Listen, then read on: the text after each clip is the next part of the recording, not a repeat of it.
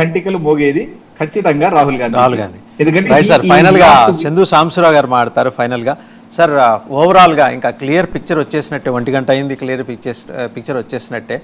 So ఈ దేశం మొత్తం మీద జరిగిన ఎన్నికలుగానే మనం దీన్ని చూడాలి. అటు ఈస్ట్ ఇటు సౌత్ మొత్తం దేశం అంతా కవర్ అయింది.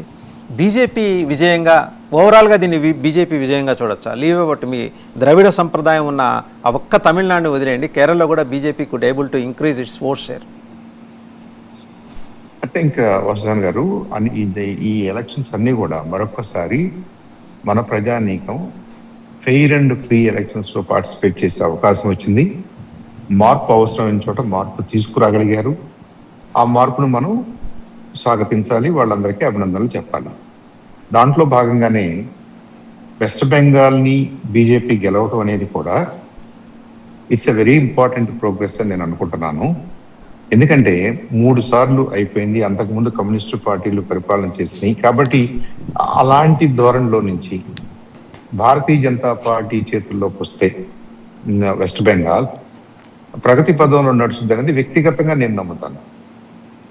అగ్రెషన్ ఒక్కటే సరిపోదు, aggression should lead to development, economic development జరగాలి.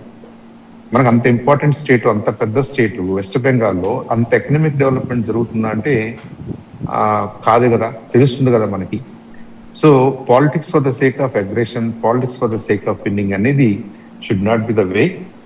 అది వెస్ట్ బెంగాల్కి అవకాశం వచ్చిందని నేను నా ఆశ, నాకు అలా అనిపిస్తుంది.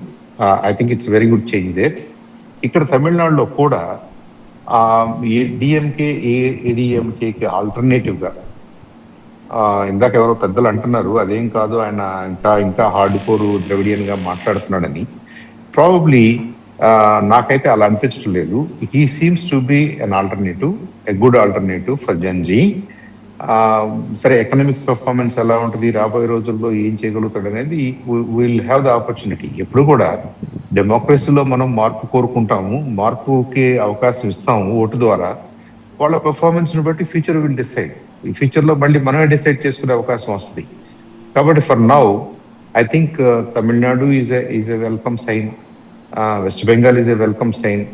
మిగతా చోట్ల స్టేటస్ కో లాగానే ఉంది. ఎందుకంటే కేరళలో యూడిఎఫ్ ఎల్డిఎఫ్ అనేది నువ్వు కాదంటే నేను, నేను కాదంటే నువ్వు అనే ధోరణిలో ఉంటుంది. కాబట్టి అక్కడేదో గణనీయమైన మార్పు వచ్చిందని అయితే నాకేం అనిపించలేదు. పుదుచ్చేరిలో కూడా గణనీయమైన మార్పు ఏం కాదు. అస్సాం ఎనీవే హ్యాట్రిక్ పొజిషన్ లోకి వచ్చారు. కాబట్టి వాళ్ళందరినీ అభినందిస్తూ west Bengal and Tamil Nadu should be our focus.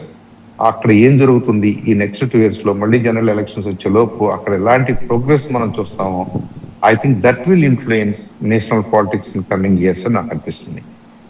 Right, thank you Chandu Sambasivarao గారు, కోట సాయికృష్ణ గారు, డాక్టర్ విజయబాబు గారు, ఇంద్రనీల్